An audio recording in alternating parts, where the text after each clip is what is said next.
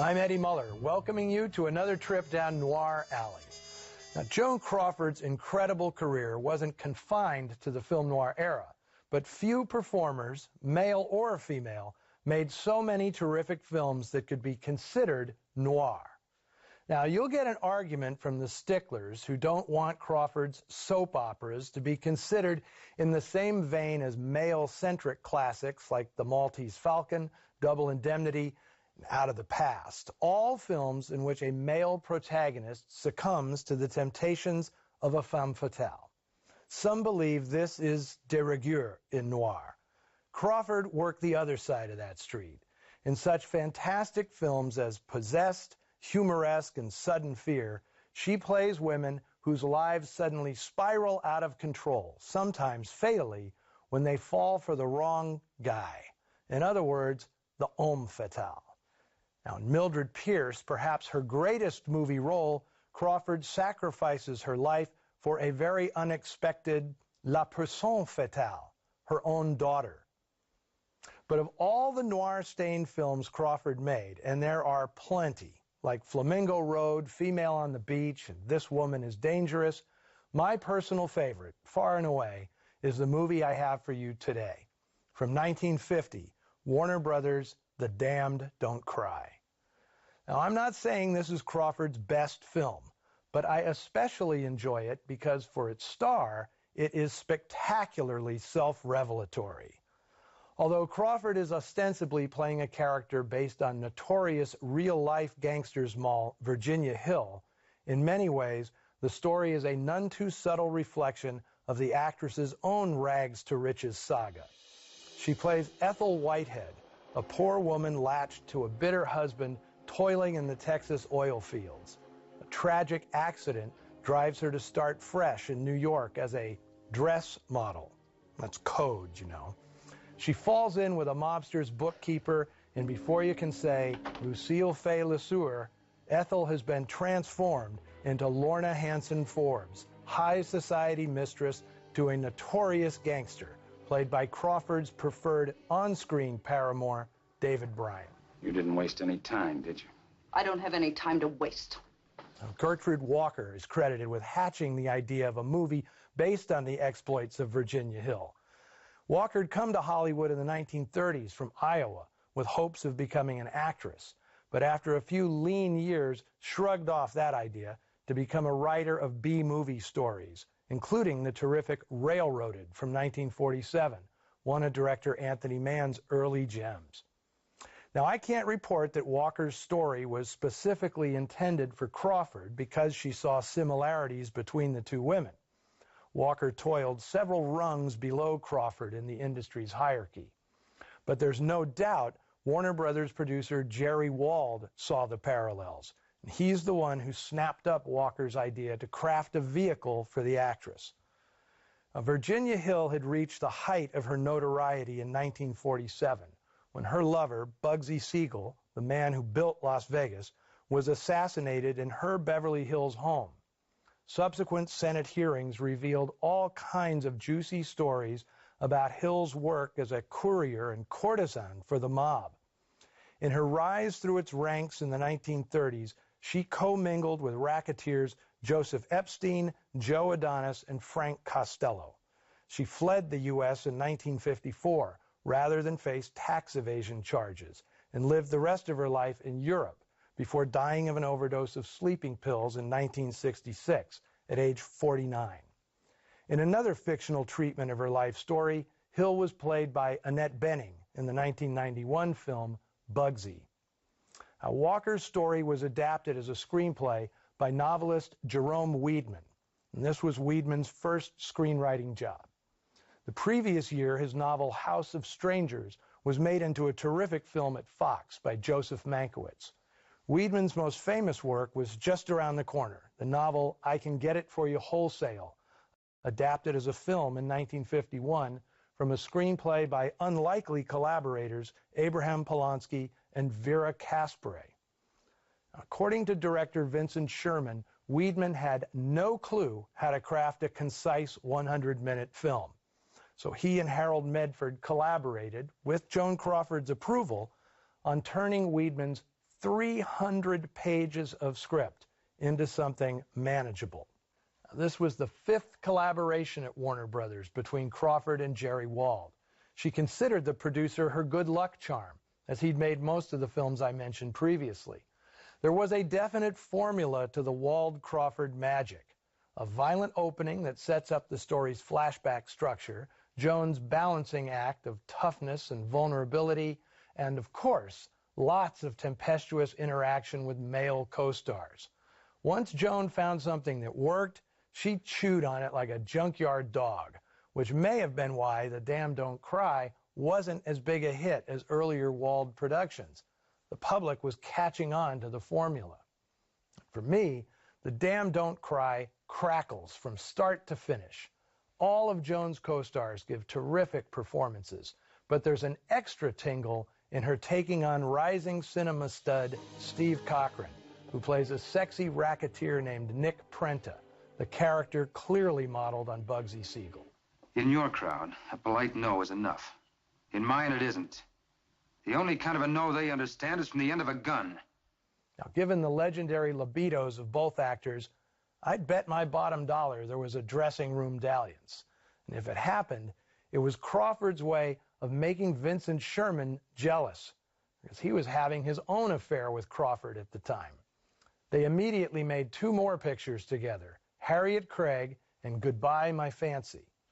Sherman was a marvel with women's pictures, and his actresses appreciated his affection, attention, and ability.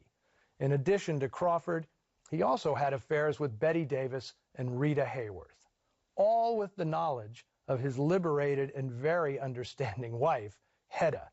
She actually liked and admired this particular other woman, saying, "I guess it's too much to ask of any man that he turned down the chance to sleep with Joan Crawford." Now, I could care less whether it's film noir, a crime-tinged melodrama, or a soapy and spiteful woman's picture. Here is Joan Crawford, feisty and fierce, which is always a wonder to behold. Is she playing Virginia Hill or herself? Either way, the damned don't cry.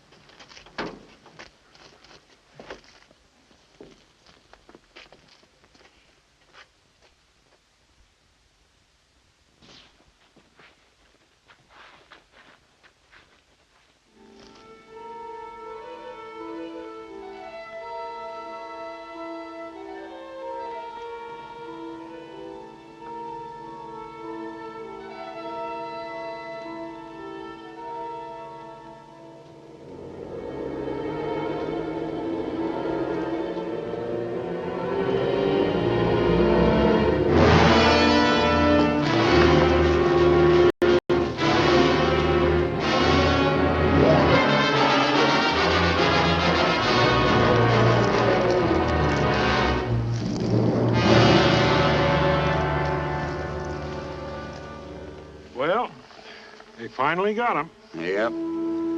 Had to happen sooner or later. He just got it sooner. I'll phone the sergeant. Right. The body of the notorious gambler and racketeer was found early this morning behind a sand dune 3 miles from the famed desert resort. As yet, the authorities have issued no statements concerning their line of investigation, but it is felt that new disclosures are imminent.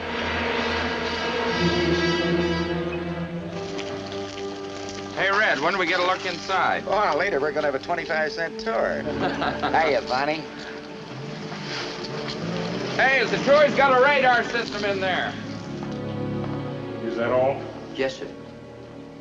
Well, the coroner says he got it sometime between 11 and 12 o'clock, night before last. That checks. According to his boy, he left here about 10:30. Know where he went? No. At least that's what he says. Look over this stuff.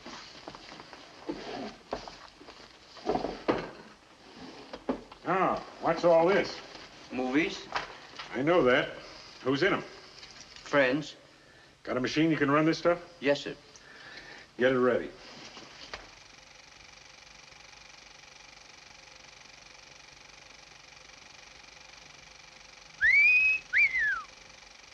Boy, he could really pick 'em, couldn't he?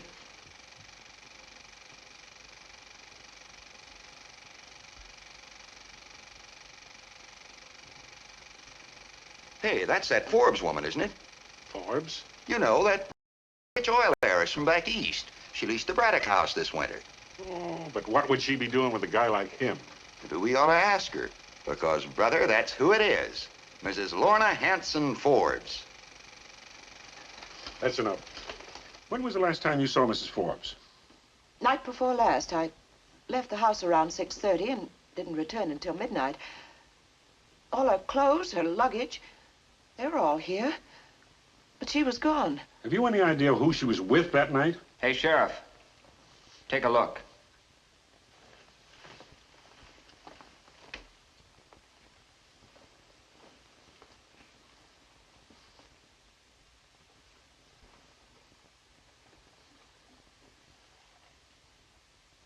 I suppose you don't know what this is.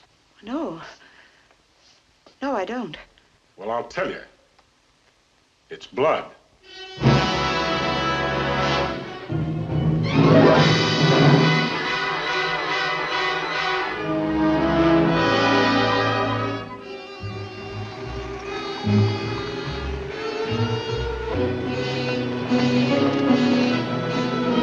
Widow of Wyoming oil magnate, Denver socialite, Texas heiress. Can we get together on this? Hammer those clips. These only go back 2 years. Where's the rest of them? That's all there is. Before then, nothing but a blank. She just popped up one day wearing a mink coat stuffed full of dough. Well, where did it come from? Where did she come from?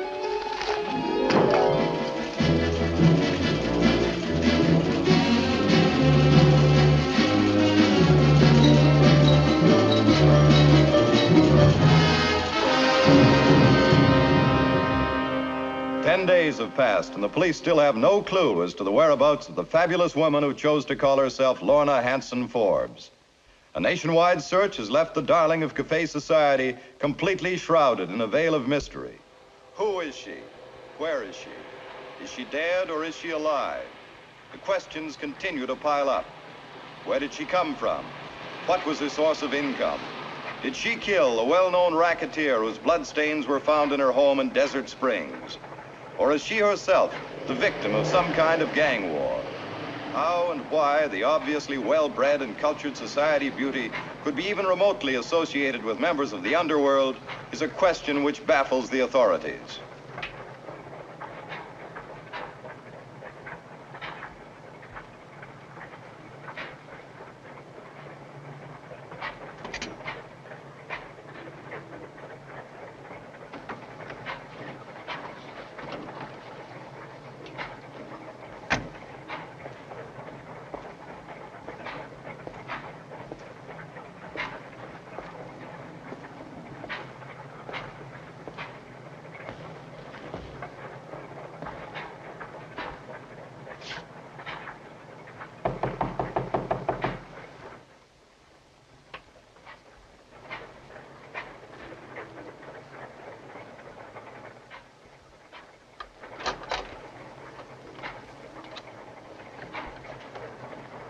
Hello, Dad.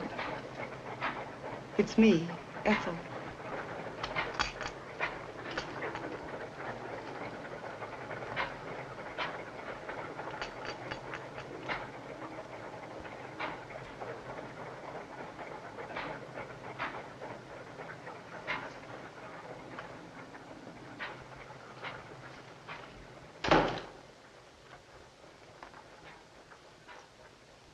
Who is it, Jim?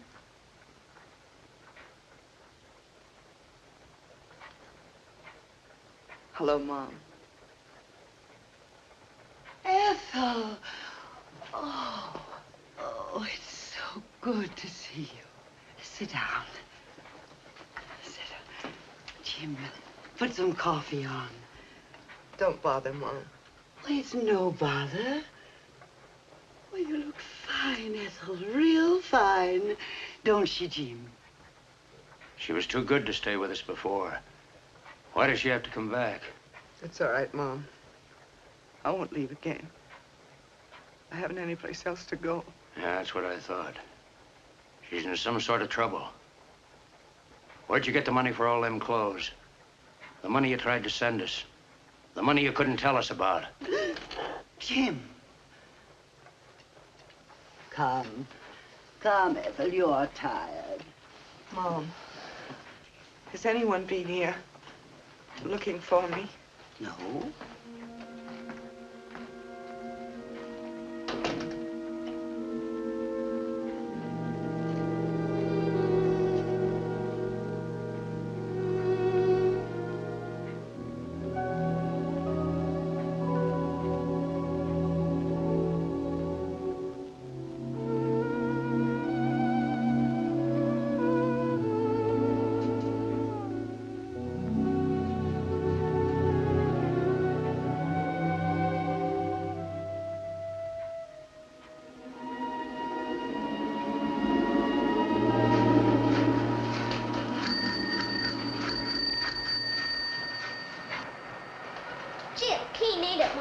Yeah.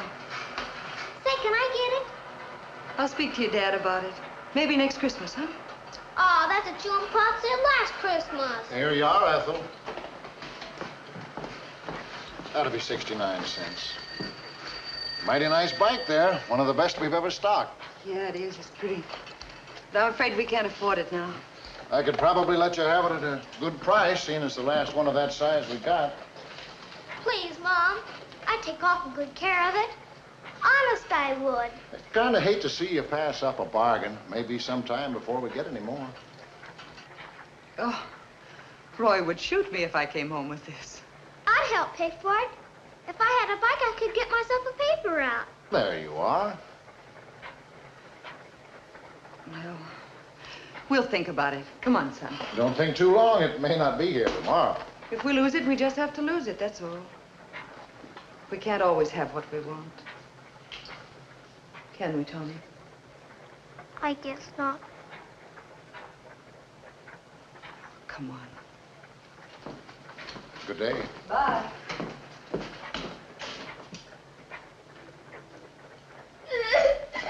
Tommy.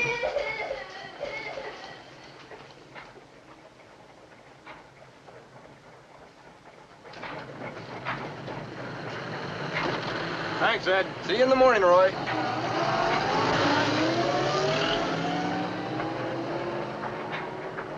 Hi, Pop. How do you like it? Hey, take it easy.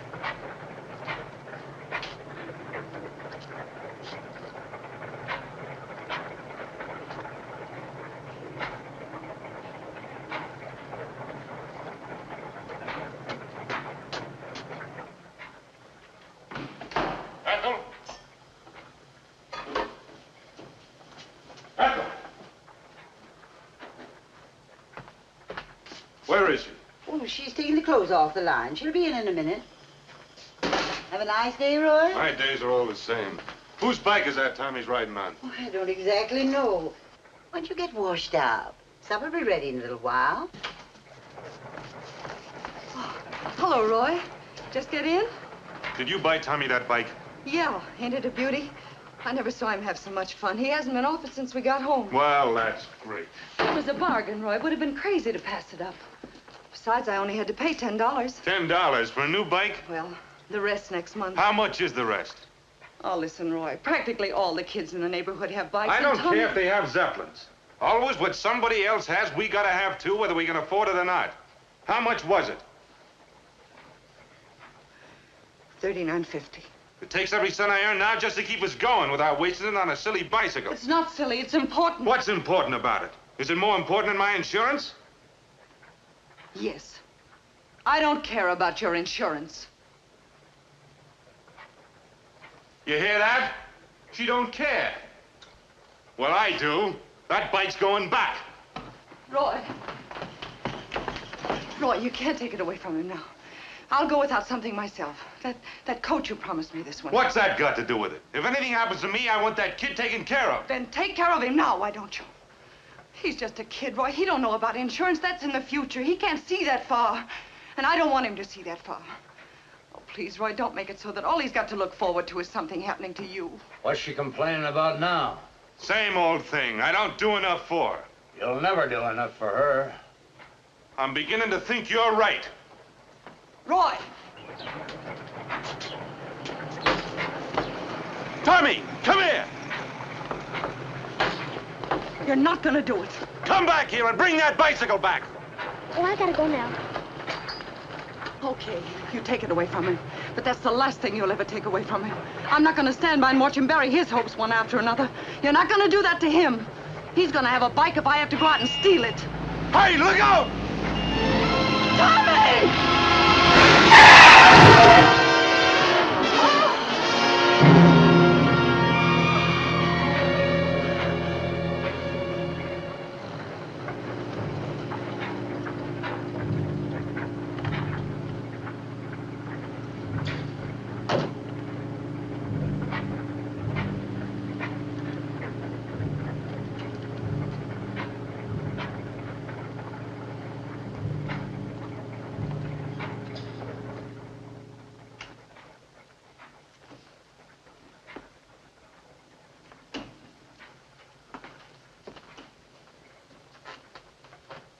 Ethel, where you going?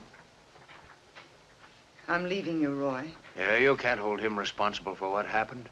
It was God's will. A 6-year-old boy. It's not for us to question. I don't believe that. I don't believe God works that way. Then you do blame me. That's why you're leaving. No. No, I'm leaving because I haven't anything to hold me here anymore. I would have left a long time ago if it hadn't been for Tommy. Why don't you think it over, Ethel? Things will look better in the morning. How many mornings have you lived, Mom? And how many of those mornings have things looked better? You've got to keep hoping, keep trying. That's what I've been doing. That's all I've been living on. Don't you see, Mom? I'm not a kid any longer. I gotta do something about it now, while I've still got a chance. But there's still a chance here. It can work out. We can start over. Don't you understand anything about me? How can we start over? We can. We can plan it different. Have another kid. What have we got to give another kid? Whatever you want, we'll get it. I'll show you. I promise you. That's what you said when we were married. It's what you said when Tommy was born. It's what you've said every year since. But it's still the same. With you, it'll always be the same. Well, I've done the best I could. Well, it ain't good enough.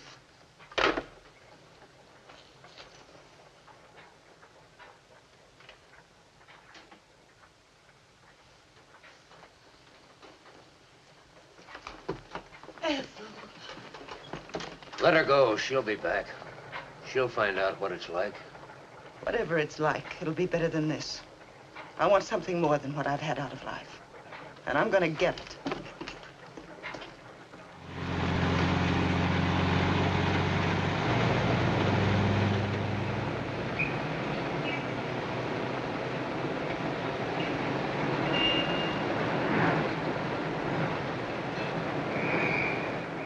My dear young woman, you can't type, you don't know shorthand, you've never operated a comptometer, and I suspect you've never even seen a billing machine.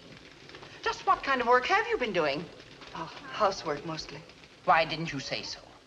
You girls would only speak up instead of making me go through all this shadowboxing. Now, I have a very good job open as a personal maid. No, I don't want that. Isn't there something else, something better? Well, there's the Republican presidential nomination. Would that suit you? Now, see here, my dear. There's quite a gap between what you want and what you're going to get. You have no equipment, no training. If you want something better, go to school, learn a trade. I can't wait that long. Oh, you can't?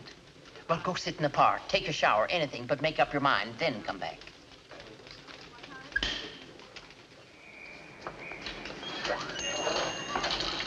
A Bessel Arenas, please.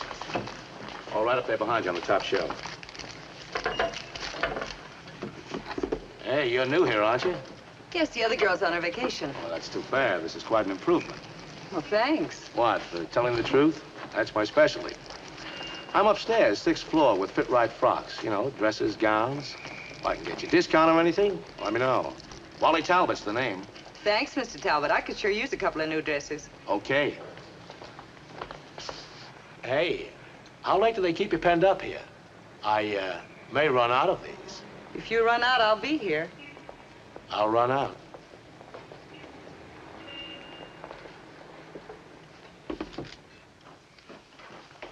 Now, here's a nice piece of merchandise, boys. Comes in beige, chartreuse, magenta, and black, number 9127. Hey, what's the exchange? We don't give out the phone numbers till after the customer signs the order. Since when? It's a new policy of the house. Come on, boys, what do you say? I say Sandra's putting on a little weight in the wrong places. Honestly, Mr. Riley, the things you say. Try 426 and lay off of them pastries. Sensitive. Yeah. Well, gentlemen, what do you think of our new fall line? Well, it's not bad, Barney, but... Hey.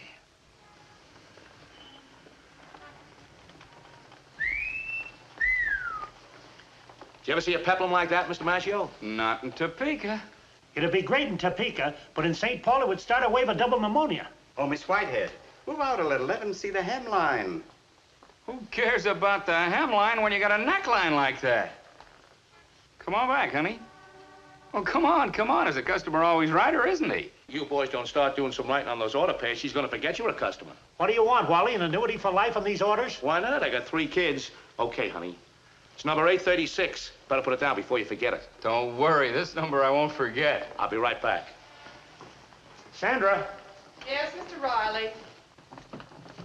Baby, you're doing great. We wrap up this order, and tonight we celebrate. Oh, can I help you? No, thanks. I can manage. Face moves around a nice, juicy steak. I know a place where they come thick. It's the place you came from, they're all thick. Don't pay any attention to her. Our blood types are antagonistic. See you at 7, baby. 7, baby. You'll be seeing your 3 kids. Who asked you? Mr. Riley of St. Paul. Then give your advice to him. And Mr. Maggio of Topeka asked Ethel. Asked me what? He asked you to have dinner with him. But he didn't. It's all the same. He asked the boss. And the boss answered for you. Why? Tell her, Flapjaw. The customer's always right, honey.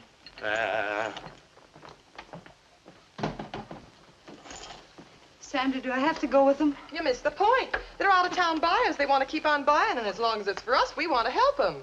So they wrestle with you a little. It's no worse than the subway. In fact, it's a lot better. How's your dice game? My dice game? Yeah. We're going to Grady's for dinner, and after that, we'll have a friendly little game in the back room. Sandra, I don't think I'd better go. Listen, hon, you gotta stop being antisocial. All this living by yourself, that's for channel swimmers. Now, just hang on to me tonight, and you'll have a great time, and at retail prices.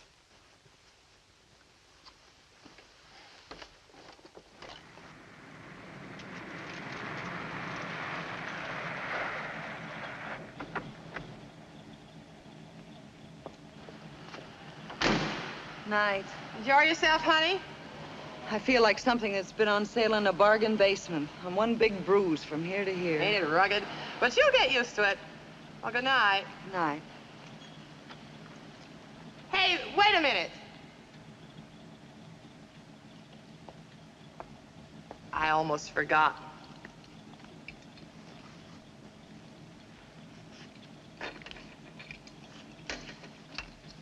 $20.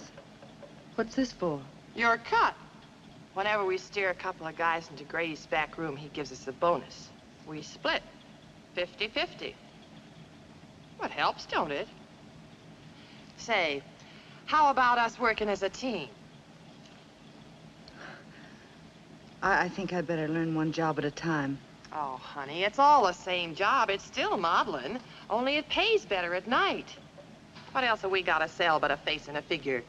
And anybody who could make a peplum move like you don't need anything else.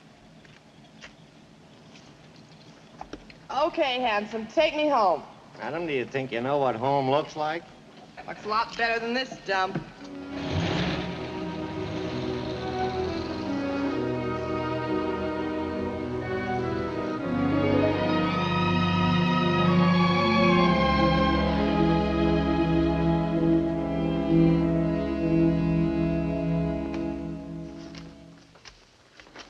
There you are. Hey, wait a minute. What is this? Your cut of last night. Those two suckers from Nebraska. What'd you do, shave it off with a razor? No, I did what you do. Split it down the middle. Oh, don't give me that. I saw Grady slip you 100. Since when is 20 right down the middle? Since I began using your arithmetic book. The night we started, you gave me 20. I learned from Grady it should have been 50. This just straightens out the bookkeeping. It does more than that, honey. It closes the books. I'm getting myself a new partner. While you're at it, you better get yourself a couple of other new items, if you'll excuse the expression. I'll excuse it. I'll show you how far you can get without me. And wait till you see what I got lined up for tonight. But I take my mother before I take you. Ah, shut up.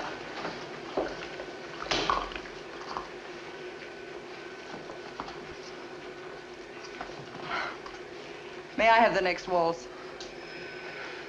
Excuse me.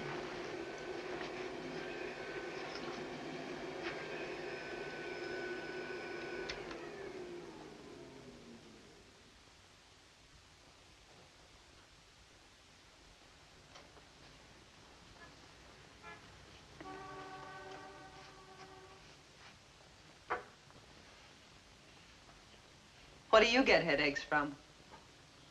I beg your pardon? I said, what do you get headaches from? Oh, the heat, I guess. It'll disappear in a minute.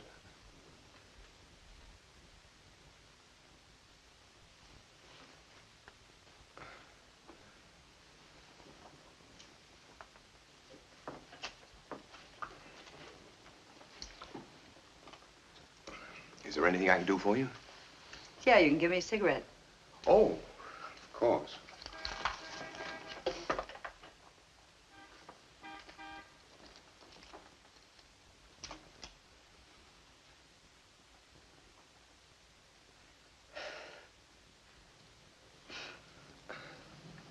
Thank you.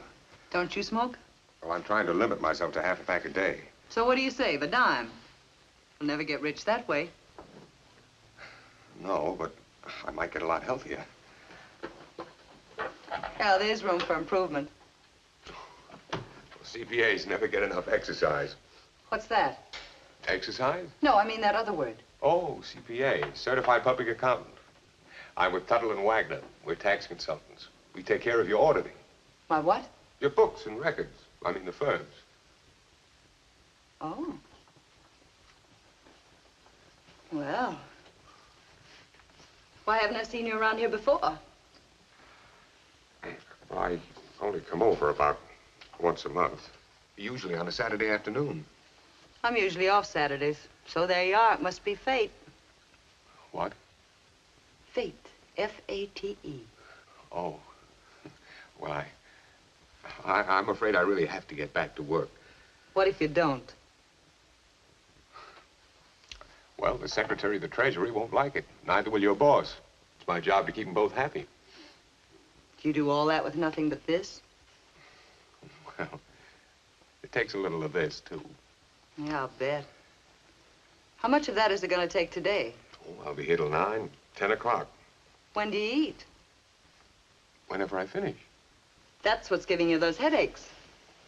Skip a meal, you got to take an aspirin. Too many aspirins, you got an ulcer. Then the first thing you know, you got to have an operation. You can't work, you're flat on your back, and your company goes to pot. Then where are you? Dead. I never thought of it quite that way. Think of it.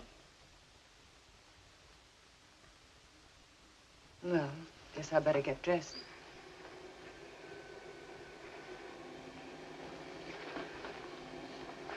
Well, too bad we won't see you at Grady's tonight. You'll see me.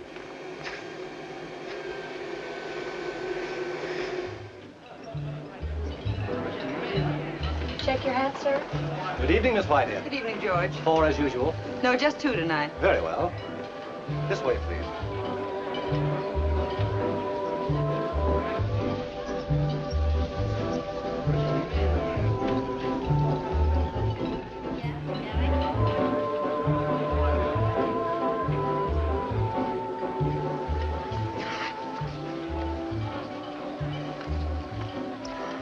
Eating spoils my appetite, George. Just bring me the squab with wild rice, asparagus with hollandaise, small mixed green salad with a touch of garlic, cherries, jubilee, and double martini. And you, sir?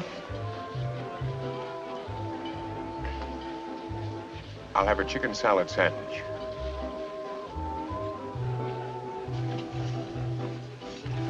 And a cup of coffee.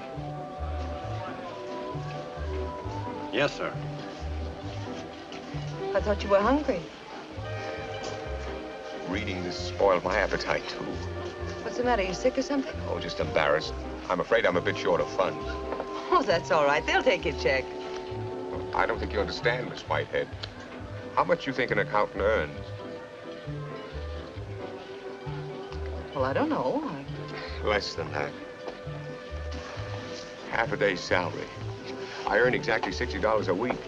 Well, you could earn more than that bouncing drunks out of here. I like chicken salad sandwiches. Really, I do. Hello, folks. Hi, Grady. How are you this evening, Ethel? Fine. Want you to meet a friend of mine, Martin Blackford of the Treasury Department. How do you do, sir? How do you do? We don't get many representatives of the Treasury Department here. I'm afraid Miss Whitehead's a little confused. My only contact with the Treasury is when I make a mistake. You make many of them? Certainly not. That's what the clients pay him for. He's a CPA. Is that so? Well, whatever he is, any friend of yours is a friend of mine. That means certified public accountant. Sure. CPA, sure. Say, after you finish your dinner, you and Mr. Blackford might like to drop into the back room. Oh, no, he couldn't possibly. You see, he's right in the middle of a terrific conference. He barely has time even for a sandwich. Just a friendly little game. But he's got to rush right back, Grady. I keep telling him what's the point of having a brain from here to here and making a pile of money that high if he can't take time off to keep from starving. Well, some other time. Some other time. Say, Mr. Blackford, I don't suppose you could stop by my office on your way out just for a second. What about? Personal problem. I made one of those little mistakes with the Treasury. This morning they contacted me, personal. I sure could use a little professional advice if you could spare it. Well, time is money, but I think we could spare it, huh, Marty? I don't see why not. After all, friends of yours are friends of mine. We'll be glad to. Good, good. Oh, Grady, send George back. We want to change the order. Right. Now, this letter explains that due to the high risk of confiscation of your gaming equipment, you have accordingly taken accelerated depreciation on it. When did I do that? Last March. This letter explains why you did it. Oh, I see. Let me suggest, however, that you apply for permission from the Treasury Department to change your system from an accrual to a cash basis. That way you'd undoubtedly realize a savings of several $1,000s a year. No kid. No kid. As simple as that, huh? If you know how. Yeah. Blackford, I gotta hand it to you. You sound like a guy who knows his racket. What do I owe you? Why, nothing. I was glad to do it. Now, listen, I'm no brain picker. When a guy does a job for me, I pay. Well, when I do a friend a favor, I don't charge. Well, at least I can take care of the dinner check. Say, Marty, now that you got all this stuff straightened out, who's going to keep it that way? Well, I think Mr. Grady's accountant ought to be able to handle it. Well, he hasn't done so good up to now. What's the chance of you taking it over? No, I don't... Say, that's an idea, Blackford. I know you're a busy man, but if there's a possibility... No, I'm afraid I couldn't. Oh, now, Marty, you can't just walk out and leave him in the lurch. I don't think Mr. Grady spends much time in the lurch. Look, maybe you could do it in your spare time. A fellow like you, how long would it take? 2 or 3 nights a week, I'll bet. He's right, Marty. I know you don't need the money, but you'd be doing me a favor. Grady's an old friend of mine. I'm sure he'd make it worth your while, wouldn't you, Grady? Sure I would. Well, whatever's reasonable. For 2 nights a week, I'll pay you what I pay my full-time guy. $50. 50? Okay, I'll up at 25. Make it 100 and you got a deal. So it's a deal. Shake.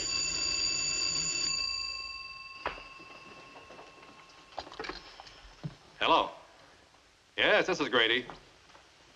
See you later. Right. Yeah, we did okay tonight. A little over 9,700. No, Malloy hasn't checked in yet. A little early. I'll take it on one condition, that you share it with me. The fee, I mean. Oh, I wouldn't think of it. You mean like a percentage? Why not? I guess you could use the money as well as I could. I wouldn't feel right otherwise. Well, I wouldn't want you to do anything you felt was wrong. Then it's settled. After all, you're responsible for this whole thing. I wouldn't have had the nerve. You don't need it. I got enough for both of us.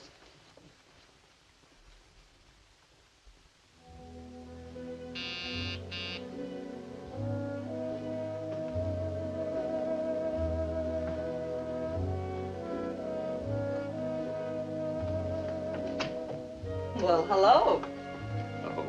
Thought you were working tonight. I am. Instead of an aspirin, I thought I'd try a steak for a change. Now you're getting smart. Sit down and pour yourself a drink. I'll be with you in a second. I was hoping you'd have dinner with me tonight. Oh, I'm sorry, Marty, but I have a date. Out-of-town buyer? What about tomorrow? Tomorrow night, I'm busy. Brady got me a new account. Another one? How wonderful. That makes 4 of them. If you're not careful, Marty, you're going to wind up a rich man. This makes it more difficult to see you. Here, sit me up, will you? Couldn't you break the date for tonight? No, I'd love to, Marty, but it's impossible. He's a big chain store buyer, one of our most important customers. It's been such a long time. Well, whose fault is that? If you'd quit that stupid job at Tuttle and Wagner, maybe we'd have a chance to see each other once in a while. It's not as easy as that. I've been there for 12 years. It's like home to me. Home? How do you know they won't throw you out on your pants when you get so old you can't count? They don't operate that way. If a man does his job, he stay there for good. Look, Marty, your future lies with Grady and the boys. If you have any doubts, check your bank book. Oh, I appreciate the money, but I just wish I was getting it some other way. Sure. I wish I never had to see another out-of-town buyer. Hi, Grady. Hi, Ethel. Sorry, I have to rush right off. Now, this ain't no social call. Just came to pick up Marty. We're going to a meeting. But I'm due back at Malloy's tonight. Malloy will be there, too. What kind of a meeting? Business. Big business. Like an invitation to the governor's mansion from the gov himself. Coming? Sure he is. If you like, I'll come along, too. Now, wait a minute, Ethel. George didn't tell me to bring you. This George, did he tell you not to bring me? Why should he? He doesn't even know you're alive. Okay, let's prove to him I am. But what about your date? Where your interests are concerned, Marty, my date can go to the movies. George wants to see Marty, not you. All right, let's leave it up to Marty. If he wants me to go along, fine. If not... I'd like to have her along, Grady. That's what I figured.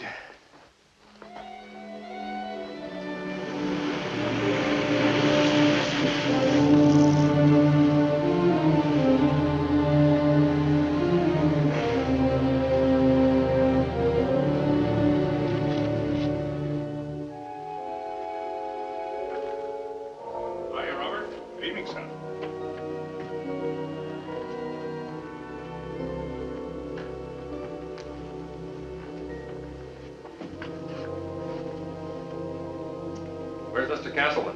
He's in the library with the other gentleman. Tell him we're here, huh? Yes, sir. That's what they call an Etruscan. A what? An Etruscan. It comes from over there in Italy. Oh. It refers to an early art period.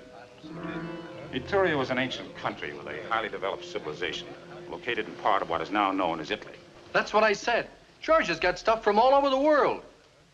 Oh, this is Marty Blackford, George Castleman. I've heard a lot about you, Mr. Blackford. I hope it's been favorable. If it weren't, you wouldn't be here. Well, this is Miss Whitehead. How do you do? How do you do?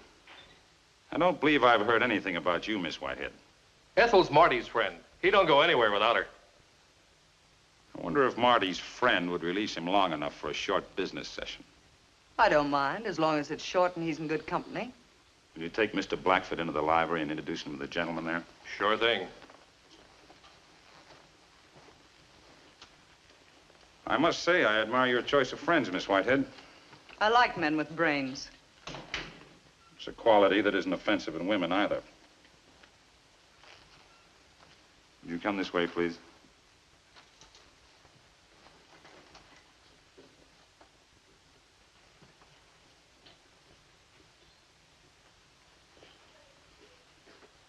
this where you entertain your guests? When I have guests. Could I get you a drink? No, thanks. I hope you'll be able to amuse yourself while Mr. Blackford and I are in the library. I'll try and find something. I wish I knew what to suggest. You might invite me into the library. There's one thing I never do in the presence of women. Discuss business. That should leave you plenty of room for other interests. I have no other interests.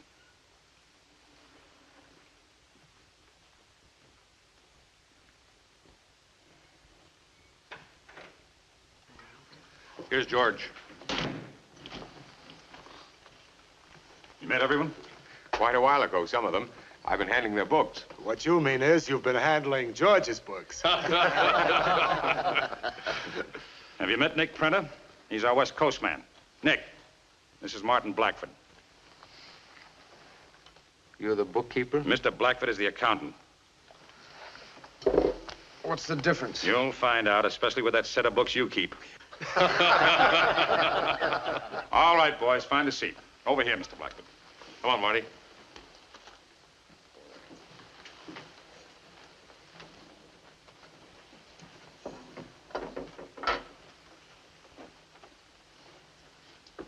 Sit down, Nick. Now, boys, I had a very special reason for having you here tonight to meet Mr. Blackford. As you know, we've expanded much faster in the past few years than we ever expected. But most of you are still running your territories like a country store. And your accounts show it. I told you at the conference in Hot Springs, particularly you, Nick. I told you then... touched when you singled me out, George. Try to be less touched and more attentive. I told you then that if we adopted regular, streamlined business methods, we could function as profitably and with as little interference as any nationally known organization. I also told you that the cheap front-page hoodlum tactics of the 20s and 30s could finish us, just as they finished Lepke and Schultz and Capone. Now, most of you seem to have understood this. But I haven't. Is that what you mean? That's exactly what I mean. I handed you two of the biggest racetracks in the country. The bookie franchise and the slot machine concession. The biggest gambling house in the West. Enough to satisfy anyone. Now, the way I got it figured, a guy who's satisfied is a guy standing still. You're not standing still. You're moving backwards. Don't look that way from where I sit. It's where I sit that counts. And from where I sit, I don't like what I see. I don't like the way your returns have been falling off and your expenses going up. You know how it is, George. Sometimes a customer has a lucky streak at the wheel. Sometimes a fix is big. The boy's been asking for a bigger cut lately. And you've paid them? What else? Then why did they string microphones all over your house and plant that bug in the fireplace? You know something? I planted one on them.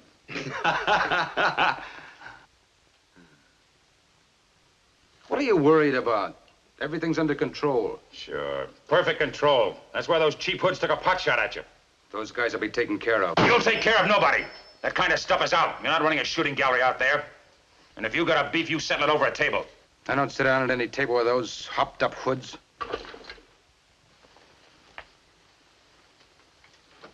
Now, you listen to me, you stupid show-off.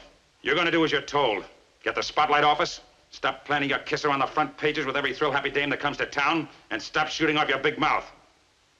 This is a legitimate business we're operating, not a three-ring circus. Now, in that connection, I'm setting up a central overall accounting system. A system that will enable us at any given moment to get a clear picture of our financial operations. Are you listening, Mr. Blackford? Yes, yes, of course, Mr. Castleman. Fine, because this concerns you.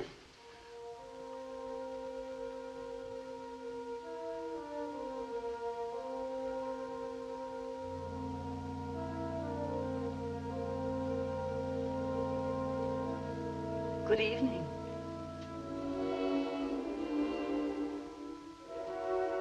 He's a nice-looking boy, isn't he? He'll be 14 next October. In April, he won the ribbon for Cadet of the Month. I frightened you, didn't I? A little. I'm waiting for a friend. He's in a meeting with Mr. Castleman. I'm Mrs. Castleman. How do you do? I'm Ethel Whitehead. Mrs.? Miss. Pretty girl like you, Miss.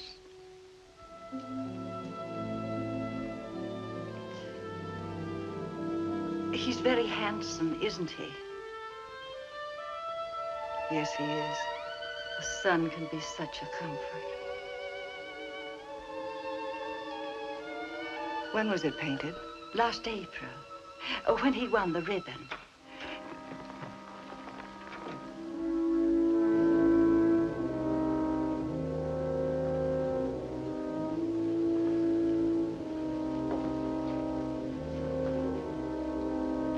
I hope we haven't kept you waiting too long, Miss Whitehead.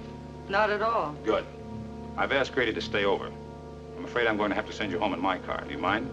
I'm not afraid of anything, Mr. Castleman, unless it's a bad driver. Don't worry. My chauffeur will be careful. He knows he's carrying valuable cargo. Good night.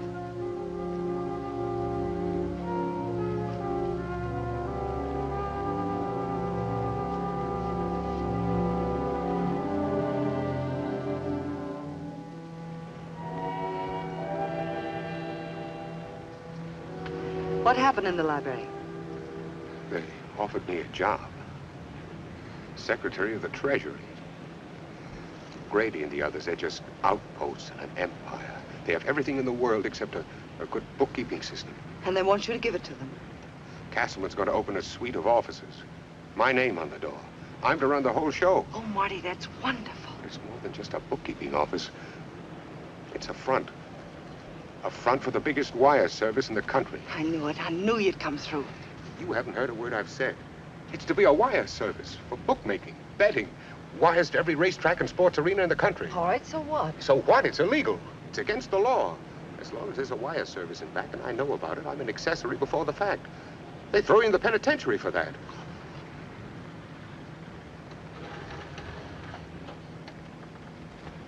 What did you tell Castleman? Nothing. He didn't give me a chance. He just told me what I was to do, and that was it. What are you going to do?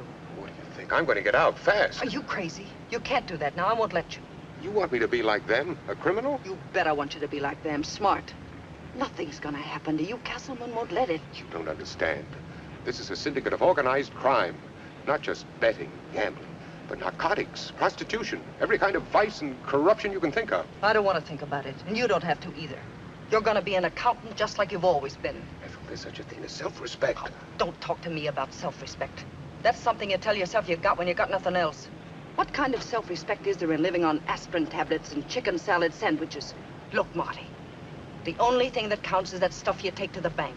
That filthy buck that everybody sneers at but slugs to get. Oh, I know how you feel. You're a nice guy. But the world isn't for nice guys. You gotta kick and punch and belt your way up, because nobody's gonna give you a lift. You gotta do it yourself, because nobody cares about us except ourselves. It can't be right. It can't ever be right. I'm not saying it is. But if you don't do it, what happens? I go back to fit right frocks and wait for the out-of-town buyers. Is that what you want? You know it isn't. Then there's no other way. Not for us. If I could be sure it was for us. Marty, everything I've ever done was for us.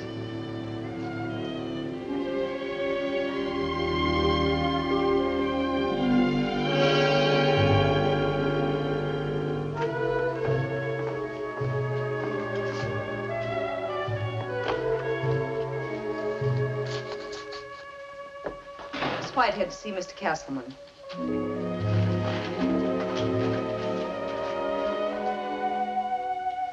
Mr. Castleman says he doesn't know any Miss Whitehead. Tell him he has a bad memory. I was at his house last night.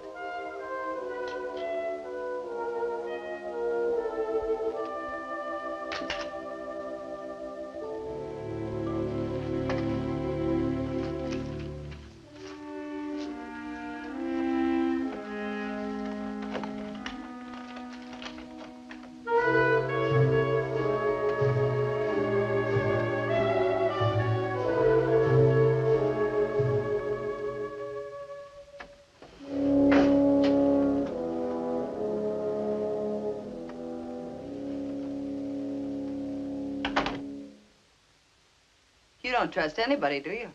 Grady told me Blackford didn't go anywhere without you. But he didn't tell me you went anywhere without Blackford. Grady doesn't know as much as he thinks. I had a talk with Martin last night. The office idea's okay. He's agreed to come in. Was there any question about it? Sure, a big question. Martin has an important position with a very old and reliable firm. He'd be giving up quite a lot to come in with you. Really? Martin Blackford, 34 years old. Started work with Tuttle and Wagner at $40 a week. After 12 years, raised himself $20. Lives with his mother in a cheap suburb, drives a broken-down jalopy, and until hired by Grady, never owned more than 2 suits of clothes at one time. Well, there are other things. The terms. And there's a little matter of protection. Protection? From whom? Why, from whoever you need protection from. Or is running a bookie joint legal these days? My dear Miss Whitehead, operating a wire service does involve a certain amount of cooperation from the authorities and an even greater amount from the public. But I never initiate a project until I'm assured of that cooperation. As for the terms, I think Mr. Blackford can safely leave those to me. Well, I didn't mean you were going to give him a fast shuffle. It's just that, well, he hasn't had much experience at this kind of thing. You seem a little new at it yourself. Here, sit down.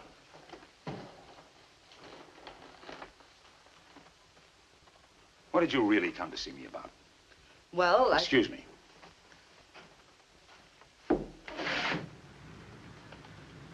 What kind of perfume are you using? Temptation. Yes, I suppose it is in some quarters. Now, you were about to say? I was about to say it was a pleasure being associated with a gentleman, but I was wrong on both counts.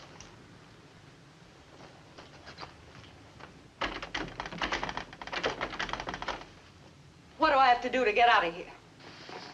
You have to get permission from me. You enjoy making a person look like 2 cents, don't you? Well, get this straight. I don't like being made to look like 2 cents. Especially by somebody who was small change himself not so long ago. What do you mean by that? I mean Joe Cavaney, who changed his name to George Kesselman. You and your Etruscan flower pots. You and your sensitive nose.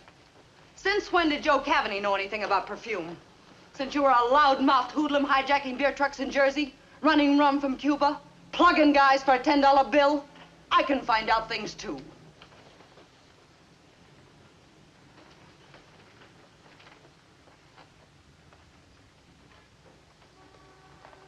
You didn't waste any time, did you?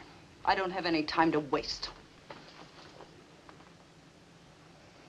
I made the mistake last night. I should have invited you into the library.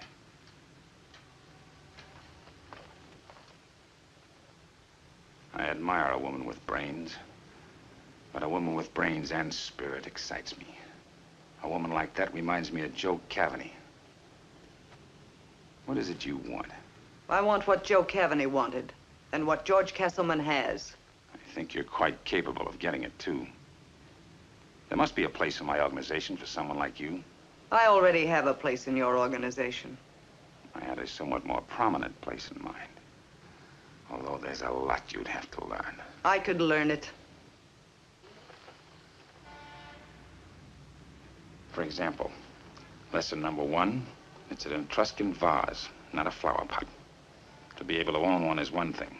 To appreciate it, another. Lesson number 2, cheap perfume is cheap perfume no matter who tells you. Cavaney or Castleman. Lesson number 3, a well-dressed woman never wears anything that deflects a man's attention from her face.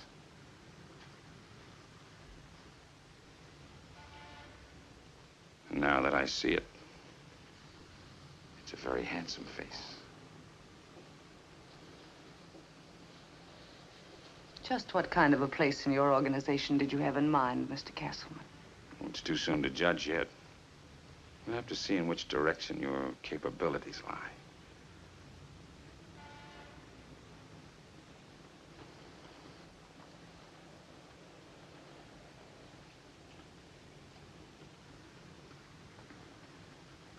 You're asking for trouble, aren't you? I never got anything yet worthwhile without trouble. Only don't take this for anything more than it's worth. It might be worth more than you think.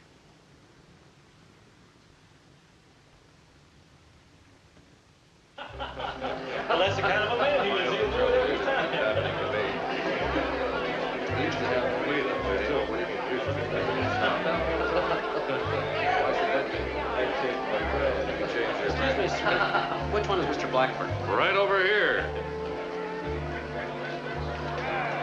Here you are, Marty. Another one. Hey, that's a beaut. Wonder who that's from. Marty, if this doesn't stop soon, you're gonna spend your first year's take in tips alone. Hey, listen to this, everyone. All best wishes to the big bookkeeper from the little bookies. Marty, you've come a long way, fast. Well, I got a high-powered motor.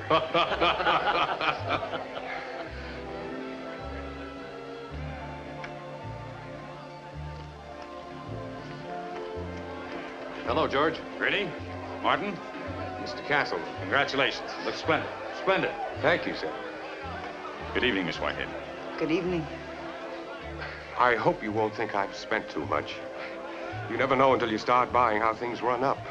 Typewriters, adding machines, comptometers. Makes me nervous just to think about it. Then why think about it? Whatever it costs to make our business efficient, we'll spend and spend cheerfully. If you want to see something that really is efficient, this way. Oh, yes.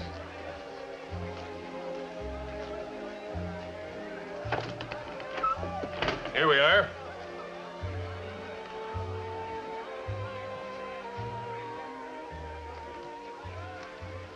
The thing I like about the setup, George, is the clientele comes in the regular reception room. And when they come through there and open those doors, bank night. Pretty neat, ain't it? Mm-hmm. Who selected that? Me. I furnished the whole room myself. Well, put a calendar on it and hang it in your living room. But, George... Take it down.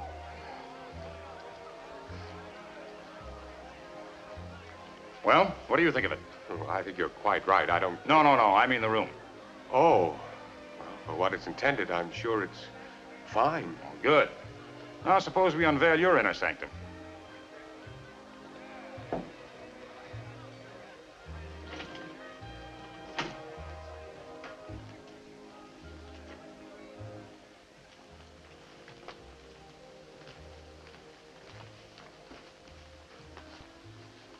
Now, this is in good taste. I detect no traces whatever of the Grady influence here. Well, Miss Whitehead decorated this room. My compliments, Miss Whitehead. It's important, the impression one makes. Important in a commercial sense. Now, Martin, tomorrow morning, I want you to begin a detailed analysis of our West Coast branch. Oh, that's Mr. Prentice's territory, isn't it? That seems to be the way he regards it. It's possible he considers his own pocket one of the syndicate's operating costs. However, we'll know more about that after Grady's been out there a while. He's leaving tomorrow. I am? Your health hasn't been good lately. I never felt better in my life. You'll develop a cough by the time you get there. I spoke to Prent a long distance and told him your doctor had ordered you west, perhaps for a year. But, George, a year and all that sun? You're not going to have very much time for the sun. You'll be busy keeping your eyes and ears open. Well, Marty, the best of luck to you. And I'll be waiting for that report. Now, let's have a drink with the boys.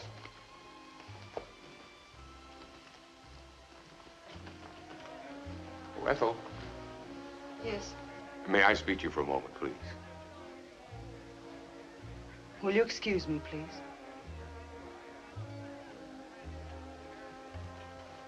Now that I have a private office, there's something private I'd like to say. Here. What's this? When I was a kid, they used to call it an engagement ring. Marty. I've been wanting to say it a long time.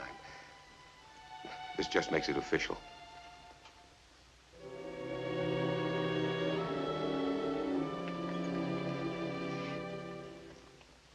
I can't.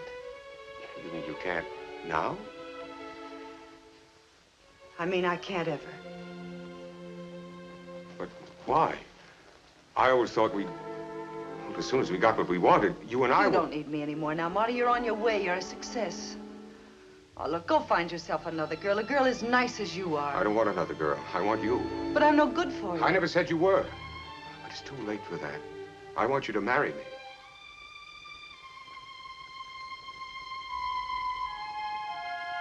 I'm sorry, Marty. You're sorry? What kind of an answer is that? Why did you do this to me? This office, this wire room, the whole stinking business. Do you think I wanted it? I hate it. I hate every part of it. I only did it because of you. I did it for you. I thought it was the only way I could have you. You had no right to think that. You made me think it. I didn't make you do anything. If you didn't want all this, you didn't have to take it. And if you don't want it now, you can still leave. Nobody's holding you. Nobody's twisting your arm.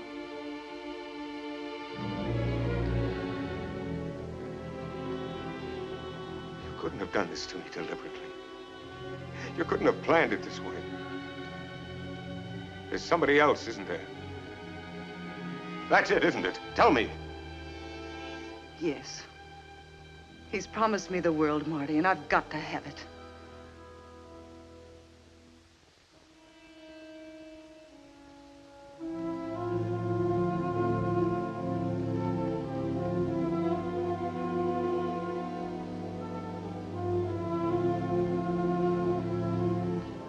This world he promised. Does it include this? I didn't ask. I'm not even sure it matters. Maybe someday it will. But right now, all I can think of are the years I've wasted. The years I've got to make up for. Oh, don't you see, Marty? A woman has only a short time when life can be exciting for her. When she can enjoy being a woman. Well, I want that time. I want it desperately. I'm gonna drain everything out of those years there is to get. I'm gonna squeeze them dry. Try to understand, will you? Don't look at me like that. I can't help it. I can't help myself. I'm afraid I'll have to be going along, Monty. I thought if Miss Whitehead was leaving, I could give her a lift.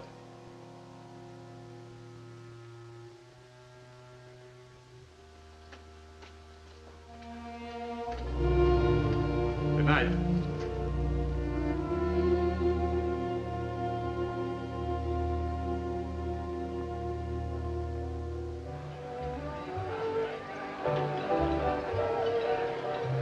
Miss Whitehead? Yeah? I'm Patricia Longworth. A mutual friend told me I might find you here. May I join you? Yeah, sure. Sit down. Thank you. Well, our friend tells me you're interested in a new apartment, some new clothes, etc. He thought I might be able to offer some helpful advice. If George thinks I need any advice, why doesn't he give it to me himself? Or doesn't he want to be seen with me in public? My dear Miss Whitehead, I happen to know that George sees rather great potentialities in you. So far as being seen with you in public, you must remember he is a married man, and he does occupy a position of some importance in the community. Okay, I'll buy that. But just who are you, and how do you fit in? A moment ago, when I mentioned I was Patricia Longworth, you never batted an eye. That proves conclusively that you didn't spend your youth in this city.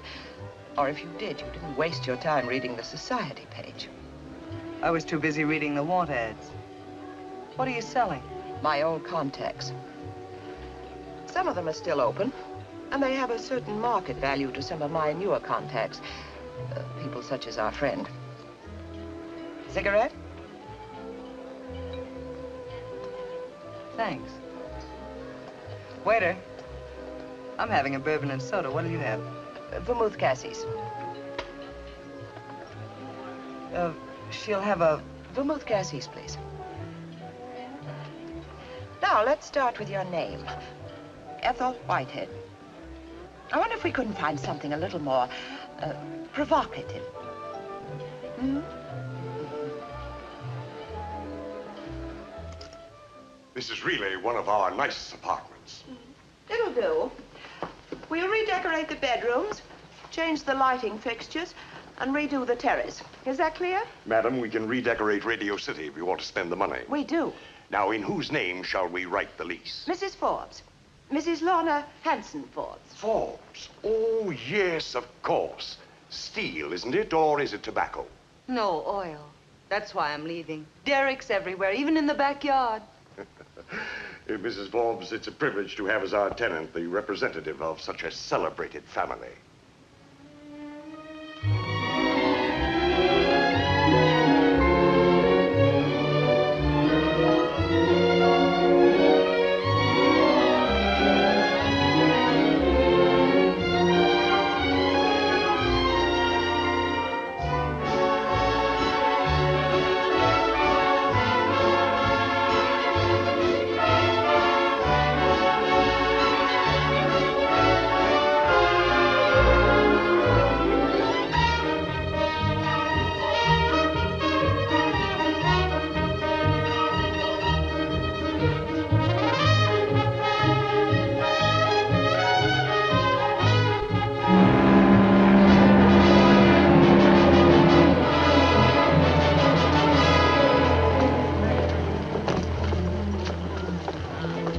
isn't here, Patricia.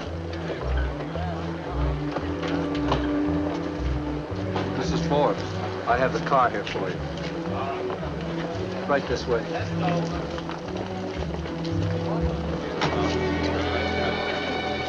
George. Welcome home, Mrs. Forbes. Well, what's happened to your discretion? In front of all these people. What people?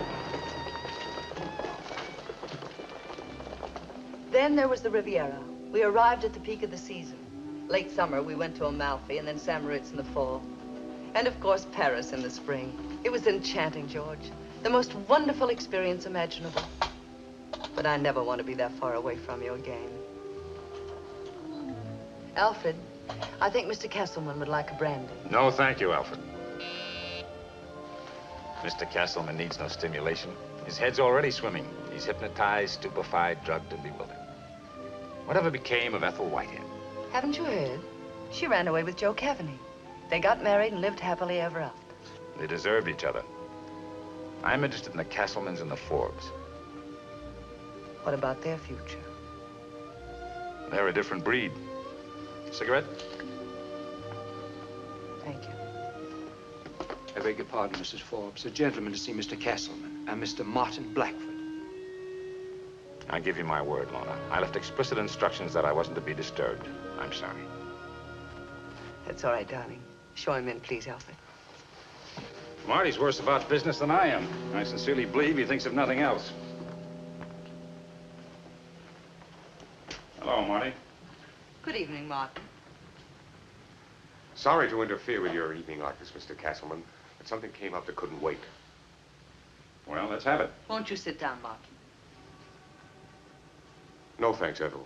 I'll only be a moment. I think we'd better call her Lorna. Sorry.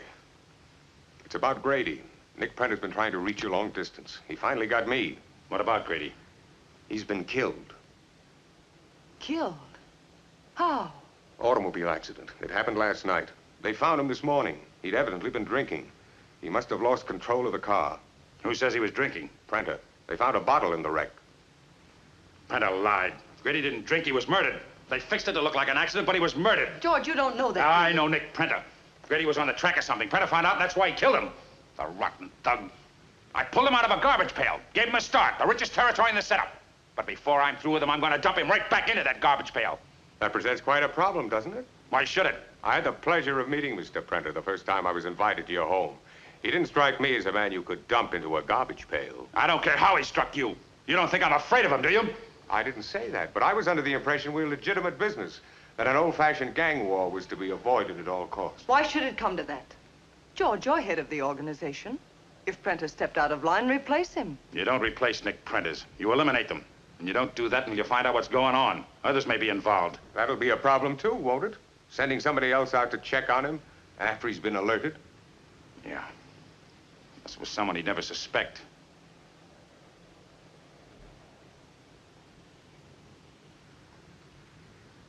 Lorna. You can't be serious. I don't know anyone I'd have more confidence in. Anyone more perfect for the job. You can do it, Lorna. You're the one person who can do it. George, you really want me to go out there? Why not? Nick's a setup for you. He's always hanging around Cafe Society. Lorna Hanson Forbes, good-looking widow, lots of money, her name in all the papers. Why, he'd be pouring his whole life out to you in a week. George, it's insane. You can't risk it. He's a killer. He's a man first. But it's too dangerous. If Prenter ever finds out... Listen, bookkeeper, I pay you to take care of my accounts, not tell me what I'm going to do. George, did it ever occur to you I might have something to say about this? Of course, dear.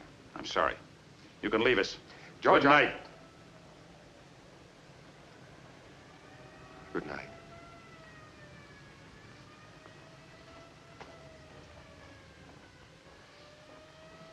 Now, Lorna, what did you want to say? Well, first I want to get things clear. You want me to ingratiate myself with this rotten thug from a garbage pail, as you put it. To the point where he'll tell me what you want to know. Is that it? That's it. Well, from what I've heard tonight, Mr. Prenter isn't likely to pour out his life story without very strong inducements. There must be a limit to how far you want me to go to induce him. Oh, Lorna, stop coloring it. You can handle yourself. I wouldn't ask you to go if I thought there'd be any complications, but I've got to know what's going on out there. Would you send your wife? Why bring my wife into this? Why bring me into it? Because my wife is incompetent for this job and you're not. I equipped you for it. Every step up the ladder, every Paris label, they can all pay off now. Oh, I see. What am I, George? Another wire service you've underwritten? A new racetrack you bought into? Is that what I mean to you? Is that all I've ever meant, just another investment? You know better than that. Do I? All right. Forget it. Forgive me. I wasn't very flattering. I'm afraid I didn't stop to think. I simply took for granted that you were part of me, and the things that concern me. I know now I had no right to take that much for granted. You had every right. But don't ask me to believe you've ever regarded me as a part of you. We both had to wait, Lorna. It won't be much longer. If you do this one job for me, I promise you, when you come back, I'll be free. Will you go? I learned a long time ago, George, that the customer is always right.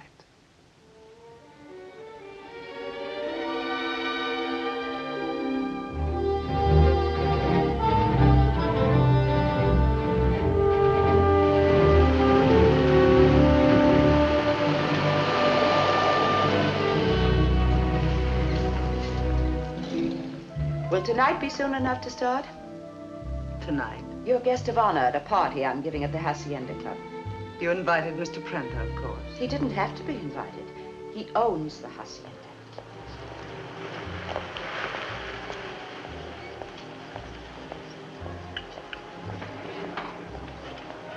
Hey, here's the point.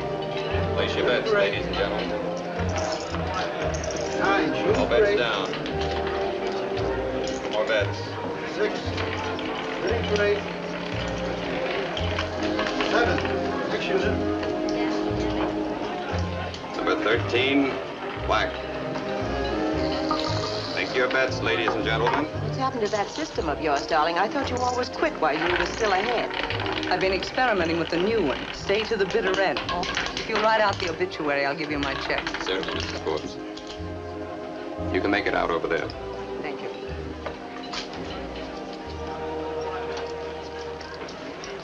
Number 25, red. What's happened to your Mr. Prenter? We can't wait for him forever. He'll be here. I made sure he knew you'd be here. Either your communication system is faulty or you've overestimated my drawing power. Here you are, Mrs. Forbes. Better luck next time. Make your bets, ladies and gentlemen.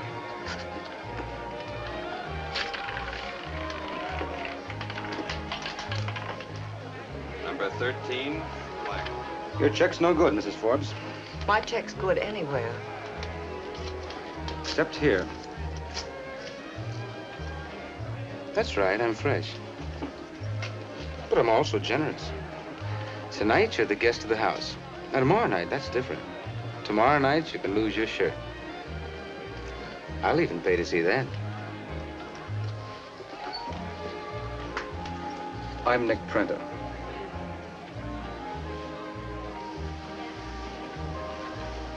For a moment, you had me frightened. Because if there's anything good about me, it's my credit. There's more than that good about you. Could I show you around? Excuse me, Mr. Prenter, but she's my guest. Okay, we'll share. I never understood that picking up a check gave one an automatic entree into a private party. No offense, of course. Of course not. A woman from a glossy family like yours has to be careful who she's seen with. Do you also intrude into your customer's background? Only when they start flapping their background in my face. I'd be delighted to see your place, Mr. Prenter.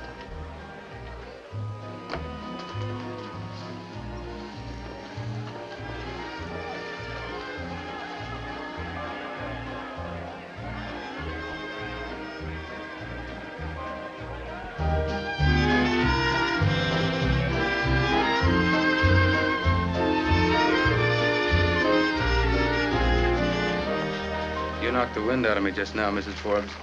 I'll be able to say thank you in a minute. Don't be fooled. I only did that to discourage you from inquiring into my background. Or have you done that already? Not yet, but I'm considering it. Shall we dance?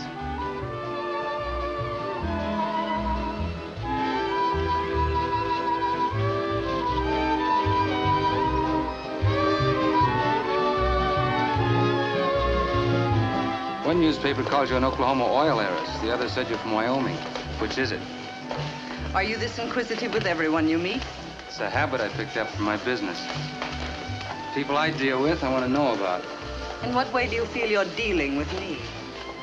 And right now, I'm just showing you around.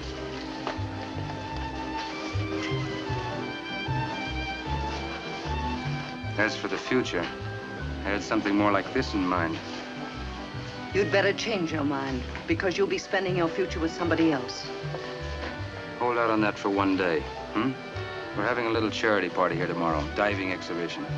I want you to sit at my table. How clear must I make myself, Mr. Prenter? My friends call me Nick. I wouldn't be so presumptuous as to try to break into your little circle of friends. Why not? I moved into yours. You shouldn't be so presumptuous either. Thank you for the tour. Your club is very nice.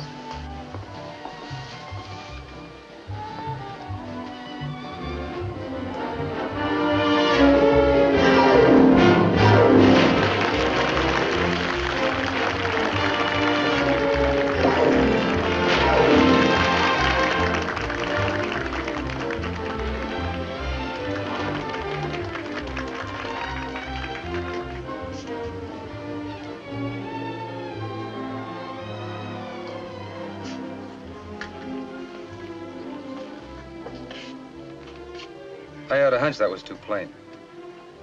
Try this. I was going to send them to your house. I figured this would save time. You're supposed to wear them. You're very thoughtful, but I don't care for orchids in the afternoon.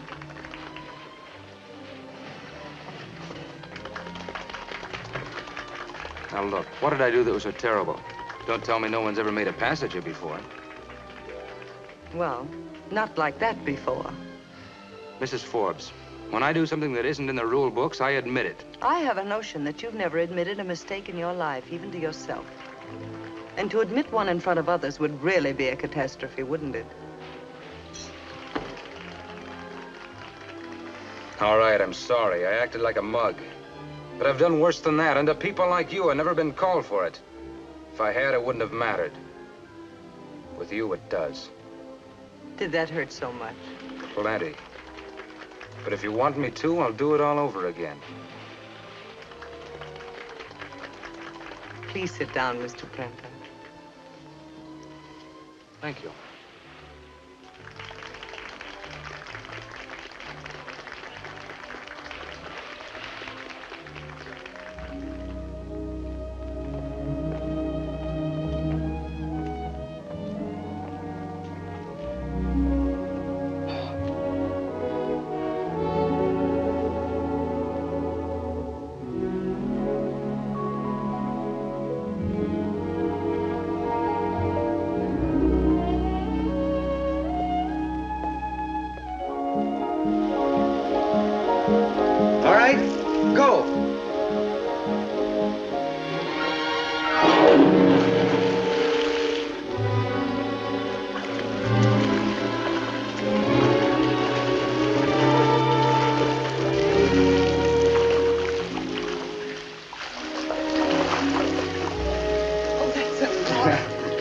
Completes a reel of the best-looking scenery in the West. At least it's the best-looking swimming pool in the West. Yeah. I spent $20,000 for it. Never been in it more than a half a dozen times. Just doesn't seem safe not having orange peelings and tin cans floating around on it. That's the kind of water I learned to swim in. Right off the end of a pier. I should think you'd make a national shrine out of it. A constant reminder of the things you've attained. A constant reminder of the things I've been able to buy. But there's some things a man can't buy. Some things I may never be able to have. Excuse me, Mr. Prenter. Long distance calling. Detroit. I'll be right back, darling. Business.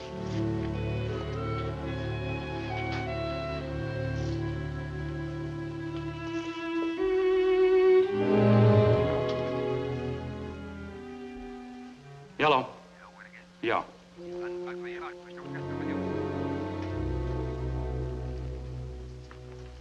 I'll take this call later. Could I have a cigarette? There's a half a dozen boxes around the pool filled with cigarettes. There must be more than half a dozen women who could be calling you on long distance. You're jealous. I can't believe that. There are a lot of things I can't believe either. Things about you. You see, I have a friend who has a friend who's heard rumors. I know what you've heard. There've been others, sure. But they were just women. Not like you. I'm not talking about the treatment you give your friends. It's the treatment you give your enemies that disturbs me.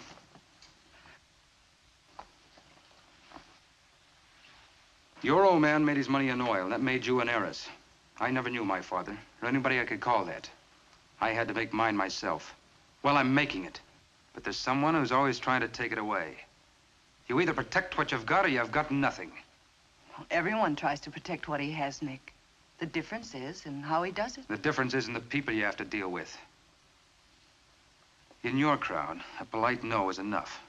In mine, it isn't. The only kind of a no they understand is from the end of a gun.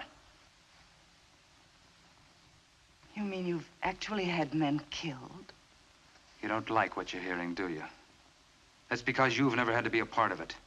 You've never had to watch yourself 24 hours a day against somebody trying to cut you down. Against the stooge you sent out to trip you up. Against people you can't trust. Suppose you couldn't trust me. Would you have me killed? No. I'd do that myself. Thank you, Nick. No, save it for tonight. I can't make it tonight. That long-distance call, huh? Maybe. No, some people are coming over. Strictly business. Don't you believe me? Maybe. Depends on what kind of business it is.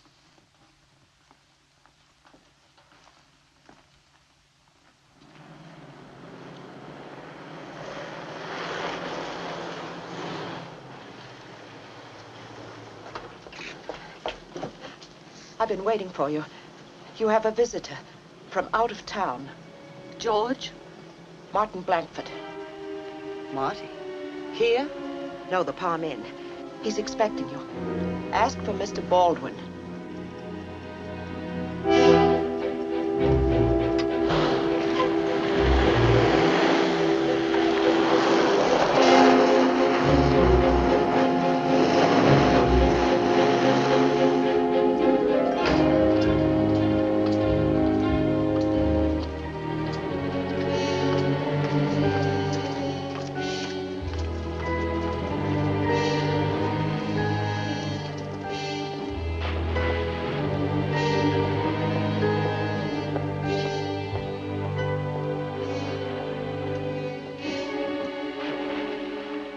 Ethel.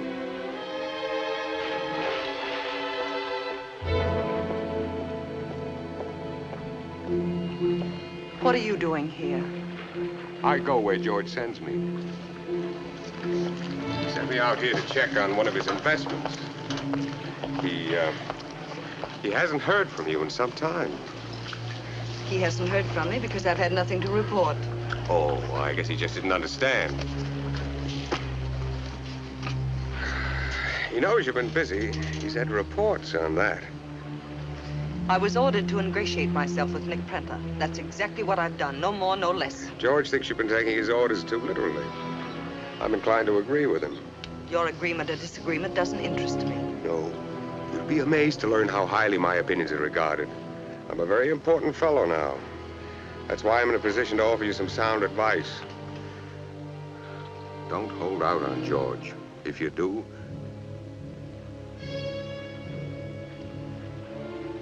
are you absolutely certain you've learned nothing? Oh, nothing he didn't already know. Prenter did have Grady killed. What else? Nothing else. In all the times you've been with him, all the hours alone, you've learned nothing else? Not even the people he talks to? Well, sometimes there are calls, long distance. From whom? I don't know. From where? There was one from Detroit When? this afternoon. What about? Nothing. He's expecting some people tonight. Business, a meeting. Go on. What's the rest? That's all I know. All I want to know. Oh, you're upset. I thought you were enjoying your work. Or has Mr. Prentice suddenly become important to you? What do you mean? Has he promised you the world, too? He means nothing to me, except he's a human being and he trusts me. Don't tell me that disturbs you. Taking advantage of a man's trust. At any rate, you'd better forget your stricken conscience. Tonight, you're going to Prentice's house. You're going to find out every person who's at that meeting, his name and why he's there. And if what George thinks is true, you're going to do even more. You're going to help him get rid of Prentice. Get rid of him? You don't think George intends to let him live, do you? He's only been waiting until he had all the facts. And that's what you're going to get for him. No. I can't.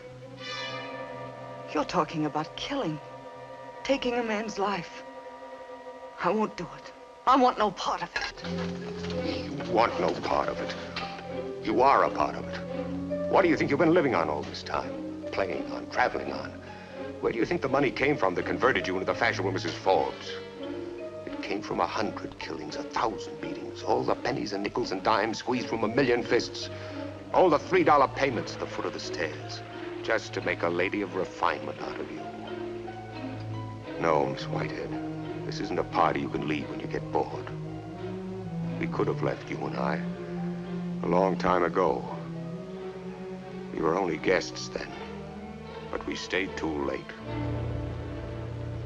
Now you do what George sent you out here to do. Only do it better.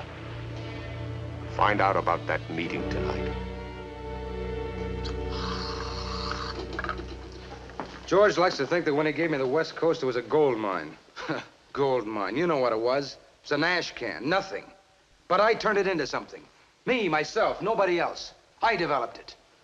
And the same goes for you boys in your districts. Well, I'm tired of sending the cream back east to a worn-out guy who does nothing but sit back and watch a mousy bookkeeper add up what I made. And I'll tell you something else. I'm tired of you guys getting the same kind of deal. Not half as tired as we are, Nick. Okay. We're going to New York in the morning. I chartered a plane. And when we get there...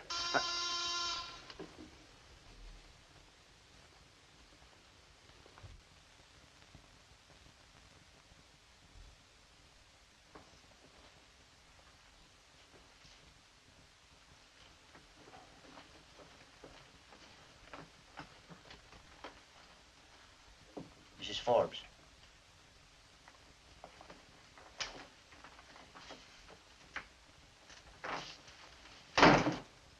Hello, darling. What are you doing here? I know unscheduled visits are frowned upon, but... Was something wrong? Yes, Nick. I'm afraid I've come down with a terrible malady. Bad case of jealousy. I'm sorry, but I had to be sure. About who I was with tonight? Come on, I want you to meet your competition. It's okay, boys.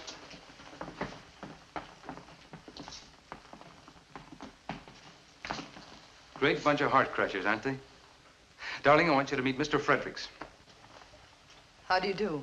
How do you do? Mr. Bender? Hello. Lohman? Good evening. It's a pleasure, I'm sure. And Mr. Hart. How do you do? Boys, Mrs. Lorna Hanson Forbes. Haven't we met before, Mrs. Forbes? I'm afraid I don't recall, Mr. Lohman. The name is Hart, Eddie Hart. Oh. Are you from around here, Mr. Hart? Kansas City. But I get back east a lot. I could have You sworn must have seen that her picture in the papers. Yes, somebody's always recognizing me and assuming they've met me before. Exactly what happened the first minute I saw you. Except for one thing. Your pictures don't half do you justice. I must remember to complain to your editor. Also Kansas City? No, Cleveland. We get your pictures out there. My humble apologies for the interruption, Nick. Please forgive me, gentlemen. Good night. Good night. Good night. Relax, boys.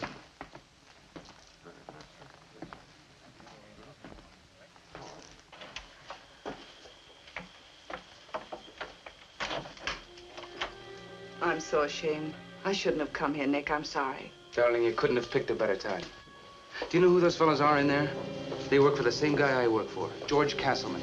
But in exactly 48 hours, they'll be working for me. Mr. Castleman will be canceled out. This whole country will be mine, Lorna. I want you to share it with me.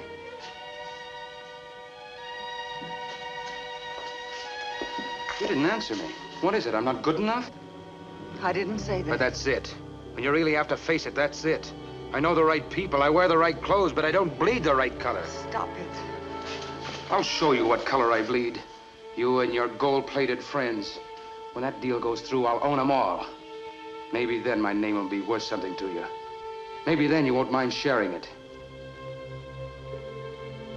Share your name? I've been asking you to marry me.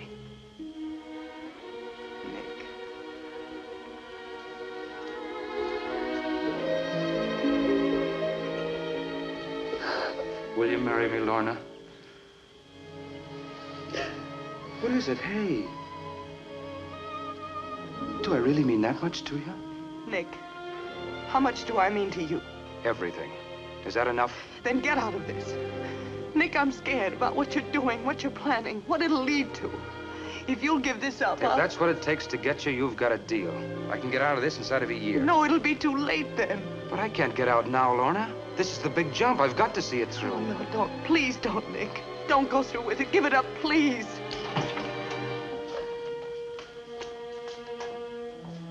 What do you want? Could I see you a minute, Nick? Sure. Come on, darling.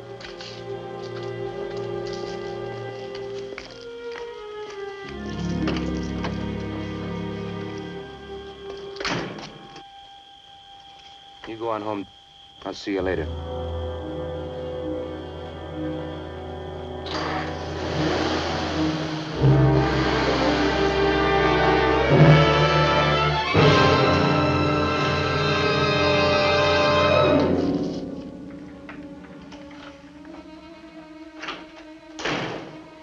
Patricia!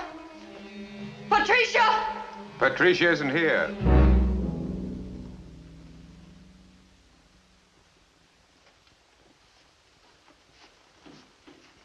She's gone to the movies. George sent her.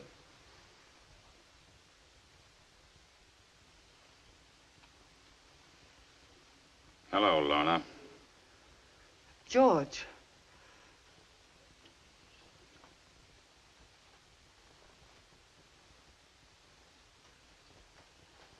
Aren't you glad to see me?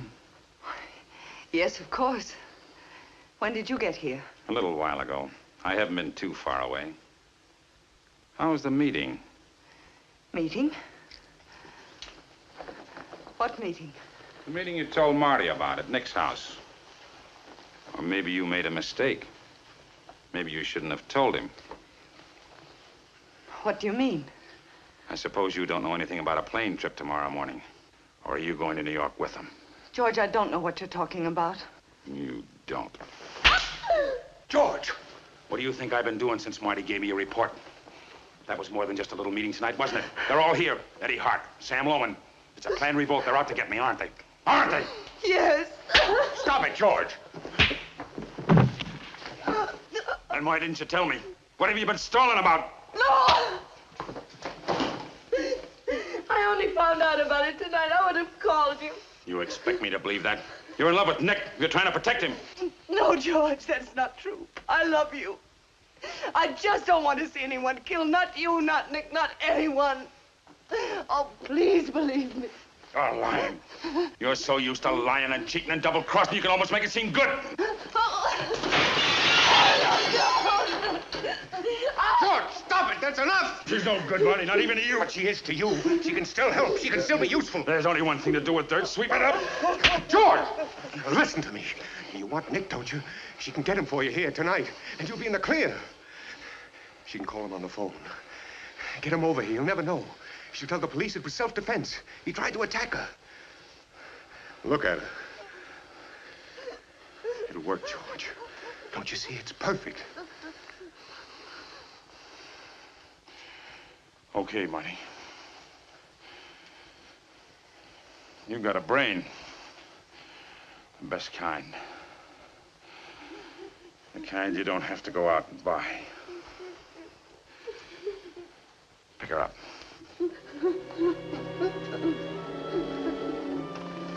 Ethel.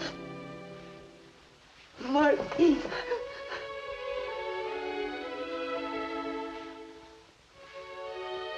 Put her in that chair.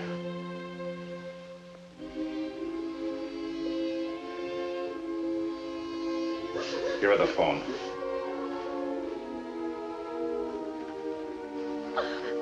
Ethel, call Nick. Tell him you want to see him. Tell him to come over right away. Alone. Ethel. Ethel. Here. Watch his number. I'll dial it for you. Go on. What's the number?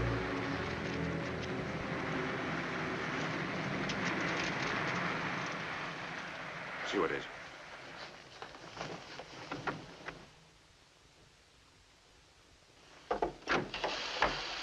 It's Nick.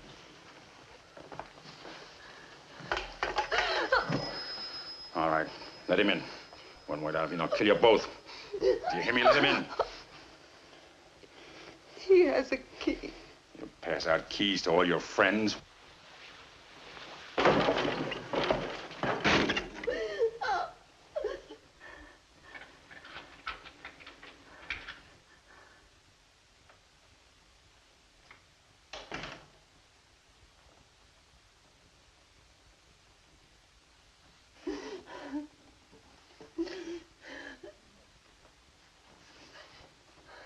I want to apologize for busting in on you like this, Mrs. Forbes.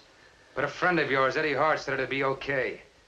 He said Castleman might not like it, but Ethel Whitehead would go for anything.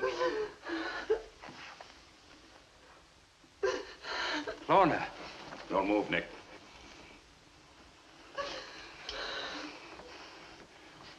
I'm going to give you a lesson in political science. Revolutions are started by smart people, but they're always finished by smarter ones. You always liked being in the headlines, haven't you? Well, this time we're going to move you over to the obituary column. Aren't we, Ethel? You dirty tramp.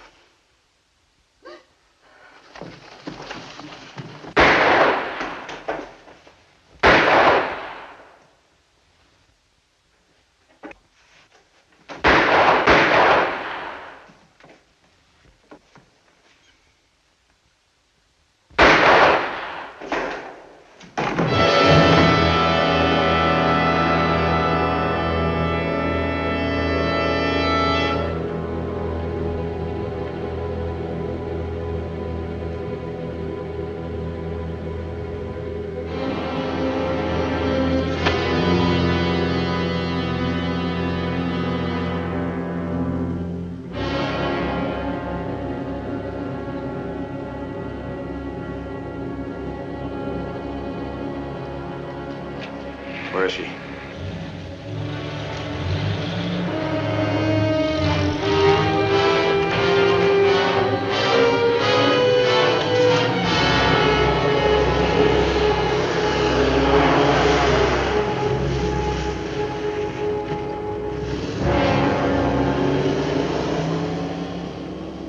We'll have to dispose of him first. And then I want her.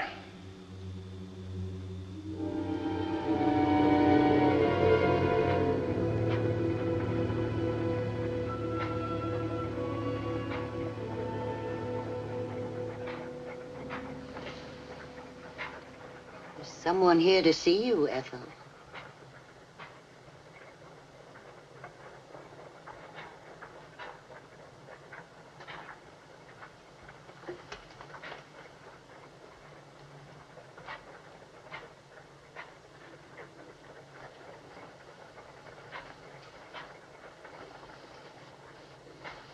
Marty.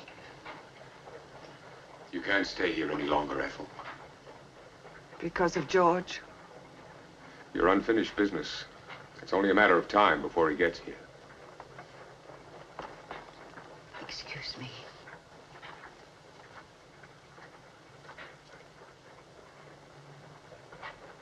Did you tell him where I live? No. He's known that a long time. I came here to help you. Your only chance is to keep running, keep hiding, until the police arrest George. The police? Do they know he killed Nick? I told them. You told them? Why? Doesn't matter. That means you're unfinished business, too. Well, that doesn't matter either. You did that for me. We do what we do because, well, as you once said, we can't help ourselves. You better get your things.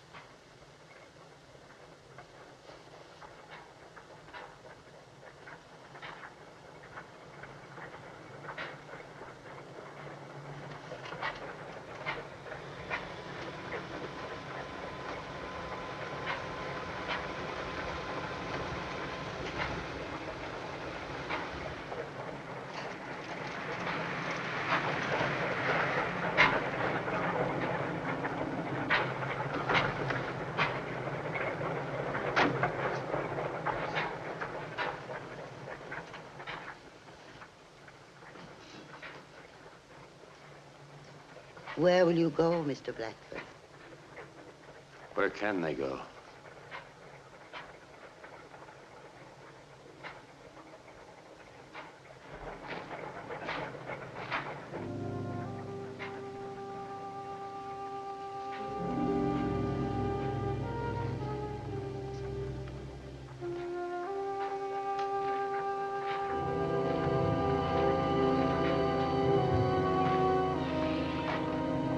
Where's Blackford? I don't know. I haven't seen him, Now you're covering up for him. if that's what you want to believe. You were getting ready to leave. Don't tell me you were waiting for me. Strangely enough, George, there was a time when I did wait for you, and no one else. But that's over now. George!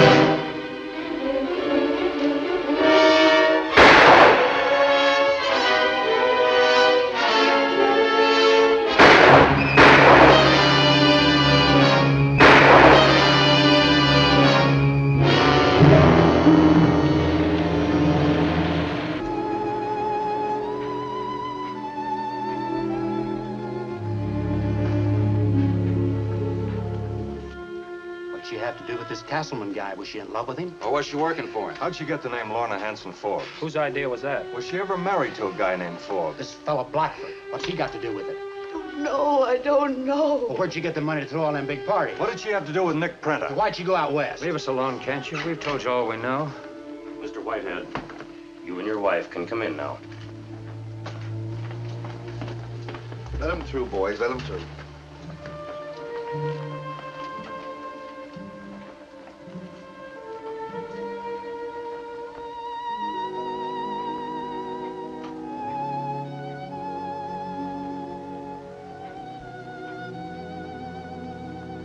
Can we talk to her? Later.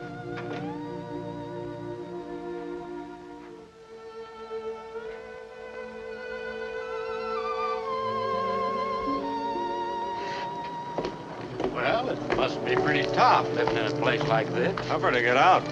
Think she'll try again? Wouldn't you?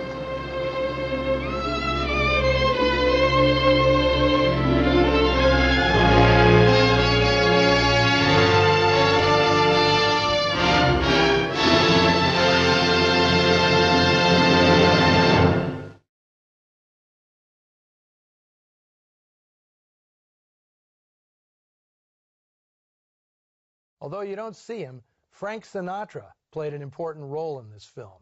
He loaned Jerry Wald his house, which served as the Palm Springs digs of gangster playboy Nick Prenter. Now, I love my Noir Alley office, but I'd trade it in a heartbeat for a room in that spread. Twin Palms, as it's known, was built for Sinatra in 1947 and marked the real start of Palm Springs' growth as a movie star colony. Reportedly, Sinatra only allowed the film crew to use the exterior. Maybe because inside he was having one of his epic tussles with Ava Gardner.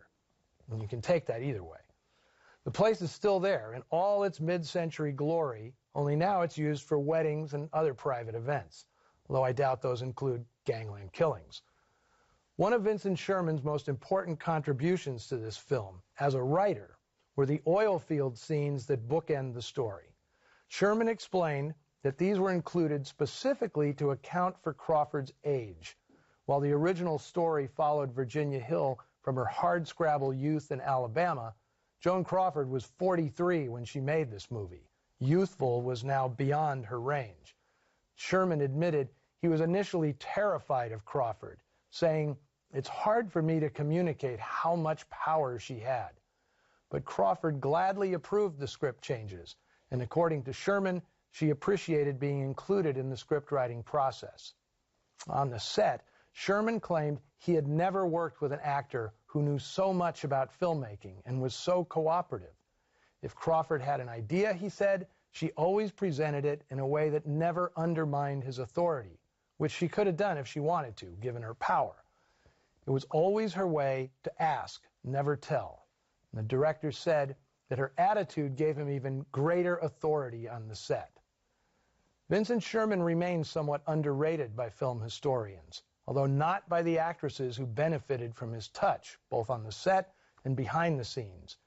Now, he certainly doesn't have the renown of other Vienna-born directors, like Fritz Lang, Otto Preminger, and Billy Wilder, but that's probably because he was born in Vienna, Georgia, not Vienna, Austria. At Warner Brothers, he was in line behind stablemates Michael Curtiz, John Huston, and Raoul Walsh when it came to being assigned top-of-the-line scripts. Now, he may not have exhibited the same verve as those directors when it came to using the camera, but having been an actor himself, his forte was eliciting terrific performances, as he did with Ida Lupino in The Hard Way, a part that she resisted playing, Bette Davis in Mr. Skeffington, and Ann Sheridan in Nora Prentice. And he wasn't only adept with actresses. Kent Smith, who played Marty in today's film, gave his best performance in Nora Prentice, another woman's picture that's really a noir, in which Smith plays the central, if not the title role. I hope to screen that on Noir Alley, along with Sherman's other terrific 1947 noir, The Unfaithful, again starring Ann Sheridan. Although he claimed to have been gray-listed in the 1950s for left-leaning sympathies he picked up on Broadway in the 1930s, Vincent Sherman would have a remarkably long and durable career. In his 80s, he was still directing regularly for television shows like Medical Center, Beretta, and Trapper John, M.D. In The Damned Don't Cry, racketeer George Castleman makes a sophisticated success out of coarse and unschooled Ethel Whitehead. Now, for the actors who played the parts, however, the reality was the opposite. It was Joan Crawford who got David Bryan his break in Hollywood. She'd met the one-time hotel doorman in New York after the war, encouraged him to try his luck in Hollywood, and set up his film debut in Flamingo Road, which earned the actor a contract at Warner's. He basically reprised the role of George Castleman opposite Crawford in the loopy 1952 melodrama This Woman is Dangerous, except in that one, it's Crawford who's the crime boss. Bryan had one of his best roles in a little-known 1950 picture called The Great Jewel Robber, which I hope makes it to Noir Alley. The actor finally ended up on the right side of the law in 1954, the star of the TV series Mr. District Attorney. Next week, it's the TCM premiere of the obscure 1948 noir, The Hunted. Be here when I reveal the fascinating story of its remarkable star, Belita, for whom I've carried a torch for many, many years. As always, share your bouquets and brickbats on the Noir Alley Facebook page and Twitter feed. Until next time, remember the words of Nick Prenta. Tonight, you're the guest of the house. Tomorrow night, that's different. Tomorrow, you could lose your shirt.